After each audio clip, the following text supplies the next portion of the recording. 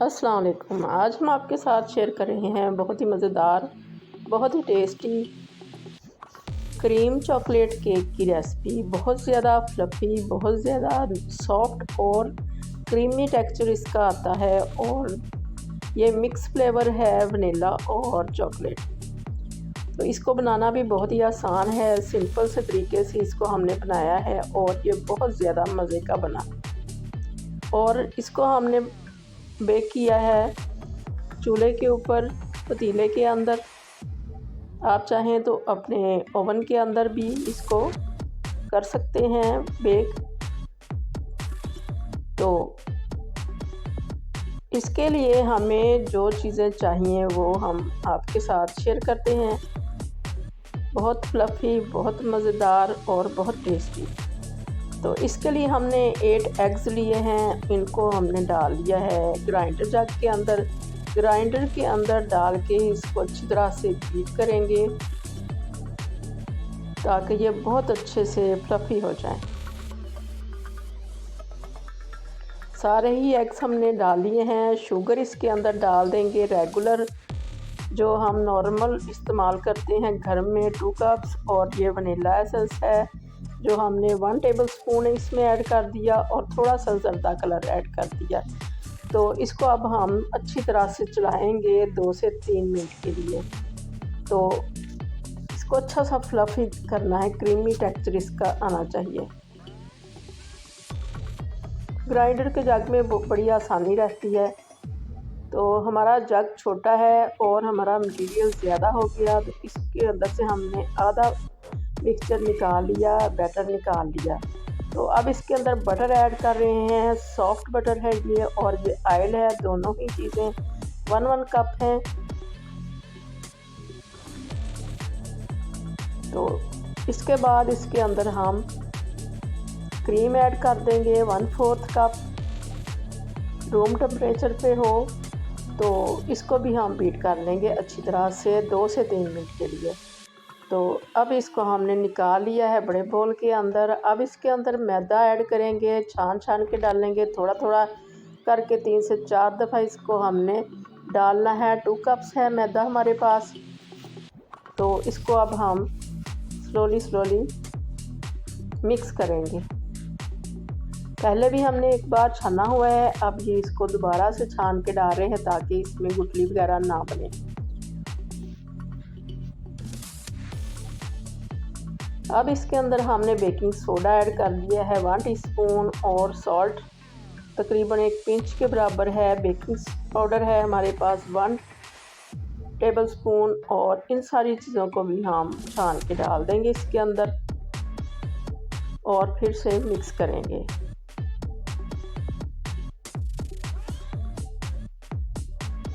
अब इसका हमने जो बैटर बनाया है इसको हम थोड़ा सा निकाल लेंगे। तकरीबन हमने हाफ़ निकाल लिया है और हाफ़ हमने वनीला वाला ही रहने दिया है। तो छोटे बॉल के अंदर अब हम डाल लेंगे कोको पाउडर चॉकलेट फ्लेवर के लिए। 1/8 कप है ये कोको पाउडर।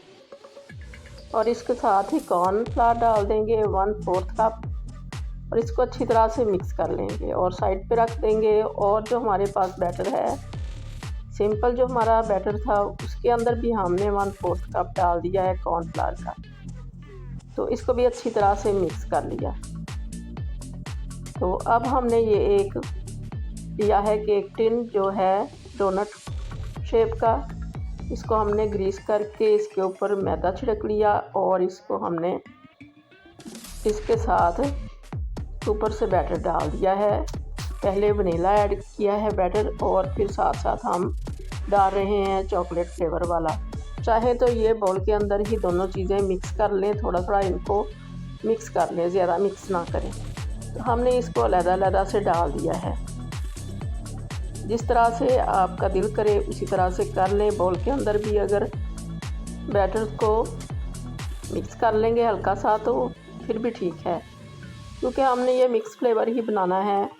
कोई हमने डिज़ाइनिंग वगैरह नहीं करनी, मार्बल की इफ़ेक्ट्स नहीं देने। इसीलिए हमने इस बैटर को थोड़ा सा पतला रखा है ताकि ये एक दूसरे के अंदर मिक्स फ्लेवर बन जाए, एक दूसरे फ्लेवर के अंदर मर्ज हो सके।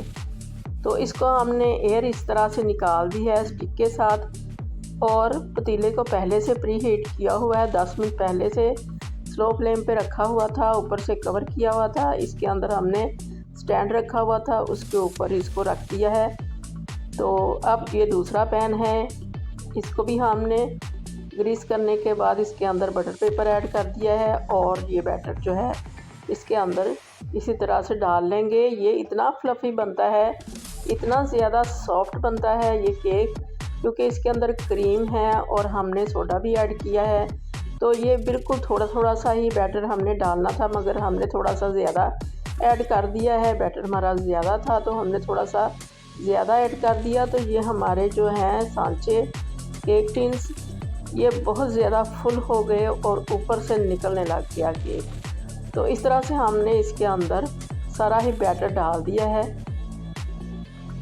थोड़ा सा हम अगर बचा लेते तो फिर ये बहुत अच्छे नीचे नीचे ही बनते, मगर बिल्कुल थोड़ा सा बच रहा था, हमने सारा ही डाल दिया। तो अब देखें कि इनकी क्या हालत होती है, फूल फूल के बहुत ज़्यादा ये फ्लफ़ी बने। तो इसकी भी हमने एयर निकाल दी है, इस तरह से चाहें तो झटक के निकाल दें।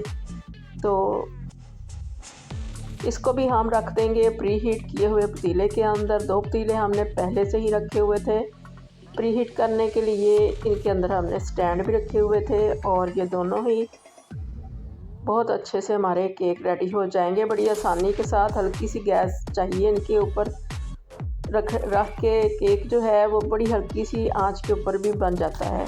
तो ये देखें इतना फ्लफ़ी हुआ कि ये ऊपर से नीचे गिरने लग गया। डोनट का जो है ये हमारे पास टिन, इसके अंदर इससे भी कम हमने डालना था, मगर थोड़ा सा ज़्यादा चला गया, कुछ ये ज़्यादा ही फूल गया तो ये बाहर निकलने लग गया। तो साइडों से हमने थोड़ा सा काट दिया है ताकि ये इसकी शेप अच्छी लगे। तो इसको अब हम निकाल लेंगे, रिमूव कर लेंगे। तो इसको ठंडा होने देंगे। देखिए कितना खूबसूरत बना है ये, बहुत ही अच्छा फ्लेवर आया है, बड़ी अच्छी खुशबू आ रही है। हाइट देखिए इसकी कितनी ज़्यादा आई है और ये बड़ा ही फ्लफ़ी है। अब ये हमारा दूसरा भी तैयार हो चुका है। इसको 1 घंटा लगा है और उसको आधा घंटा लगा है, क्योंकि ये इसकी हाइट ज़्यादा थी तो ये अंदर से बड़ी देर से पका है। तो इसको भी हम निकाल लेंगे बड़ा केयरफुली, क्योंकि पतीले बहुत ज़्यादा गर्म हैं। तो अब इसको हम काट के आपको दिखाते हैं। इसके अंदर मार्बल इफेक्ट्स अगर आपने डालना है तो इसके अंदर जो क्रीम हमने ऐड की है उसकी क्वांटिटी थोड़ी डाल लें, या फिर 1 आध अंडा कम कर लें, या फिर मैदा थोड़ा सा ज़्यादा डाल लें।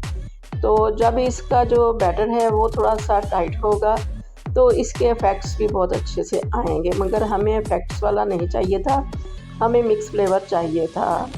तो ये बहुत ज़्यादा फ्लफ़ी बना और गर्मा गर्म इसको खाएं चाय के साथ तो बहुत ज़्यादा मज़ा आता है। चाहे तो इसके ऊपर क्रीम वगैरह लगाएं या ना लगाएं, हमने कुछ नहीं ऐड किया इसके ऊपर, क्योंकि ये ऐसे ही बहुत ज़्यादा मज़े का बना था। तो इस तरह से आप भी बना के देखें। अल्लाह करे आपको ये रेसिपी पसंद आए और आपकी बहुत अच्छी बने। दुआओं में याद रखिएगा। अल्लाह हाफ़िज़।